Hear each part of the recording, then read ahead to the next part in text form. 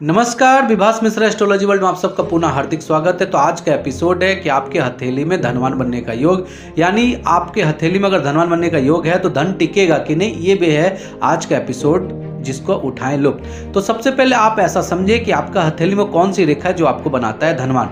अगर हथेली में चर्चा पहले भी हो गई है, सबसे पहले ये समझे कि हथेली में धनवान बनने का योग है कि नहीं। अगर आपकी हथेली में सभी रेखा साफ सुथरी है, स्पष्ट है और हथेली में बनता है धन त्रिभुज, तो समझे कि आपके हथेली में है धनवान बनने का योग। धन त्रिभुज किसे कहते हैं, इस पर मैं स्पेशल एक एपिसोड बना दिया हूं, उसको आप देख सकते हैं। अभी मैं बताता हूं कि धन त्रिभुज के साथ साथ धनवान बनने का योग, यानी आपकी हथेली में अगर एक ट्रायंगल बनती है, ट्रायंगल कैसा, जीवन रेखा से अगर कोई रेखा निकले और जीवन रेखा से रेखा निकलकर अगर मस्तिष्क रेखा तक आए और भाग्य रेखा के साथ एक त्रिकोण बनाए तो इसको कहते हैं मनी ट्रायंगल धन त्रिभुज। जिनके हाथ में भी ये धन त्रिभुज है वो होते हैं धनवान। इसके साथ साथ धन त्रिभुज और बलवान तब हो जाता है जब आपका भाग्य रेखा हृदय रेखा के ऊपर में द्विशाखा हो जाए, यानी आपका जो भाग्य रेखा है वह हृदय रेखा को चूमे और हृदय रेखा के ऊपर जाके वह द्विशाखा हो जाए, साथ साथ मनी ट्रायंगल बने, तो इसको परफेक्ट मनी ट्रायंगल कहते हैं। ऐसे लोगों के हाथ में धन होगा ही। इसके अलावा होता है फिश साइन, यानी आपके हथेली में, आपका हथेली कैसा भी हो, किस हथेली में अगर कोई पर्वत उभरी हुई हो, दबी हुई हो, ये तो एक चैप्टर है ही, पर अगर आपकी हथेली में ये दो प्रमुख रेखा है, दो प्रमुख साइन है, तो समझ ले आप हैं धनवान। सबसे पहला धन त्रिभुज जिसके बारे में हमने बता दिया। दूसरा है आपकी हथेली में फिश साइन। फिश साइन कहीं पे भी होगा तो आप होंगे धनवान, यानी ये जीवन पे भी हो सकती है, भाग्य रेखा पे भी हो सकता है, चंद्र पर्वत पे भी हो सकता है।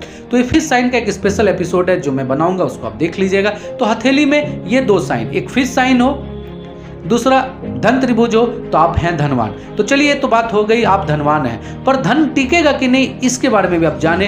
अगर आपकी बाएं हथेली पे है तिल तो आप समझ ले कि धनवान है, साथ साथ आपके पास धन टिकेगा। हथेली पर तिल है और वापस जब आप मुट्ठी इस तरीका से बांधें और वह तिल अंदर की ओर छिप जाए तो समझ ले आप धनवान भी हैं, साथ साथ आपका धन भी टिकेगा।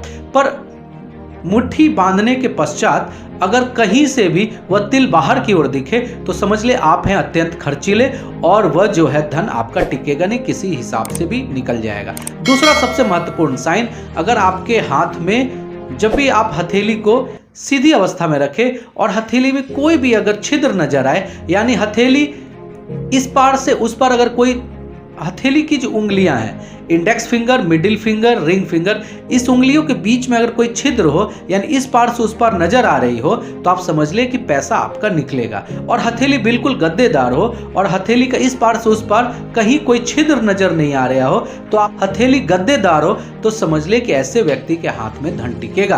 तो धन कमाना भी एक एक्शन है, दूसरा ऑप्शन है कि वो धन टिकेगा कि नहीं। तो ये दोनों चीज देखे। ऐसा हमने देखा है कि हाथ में धन त्रिभुज है, हाथ में फिश साइन है, पैसा बहुत कमा रहे हैं, धन बहुत कमा रहे हैं, पर वह धन किसी न किसी कारण से निकल भी जा रहा है।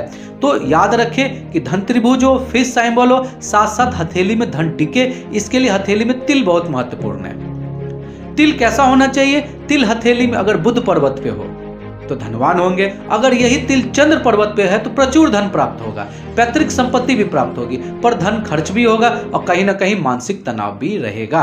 तो आज के एपिसोड में हमने आपको यह बताया कि धनवान होना, साथ साथ वह धन आपके पास टिकेगा कि नहीं। तो हमें ये कमेंट सेक्शन में जरूर बताइएगा कि एपिसोड कैसा लगा। जय श्री कृष्ण।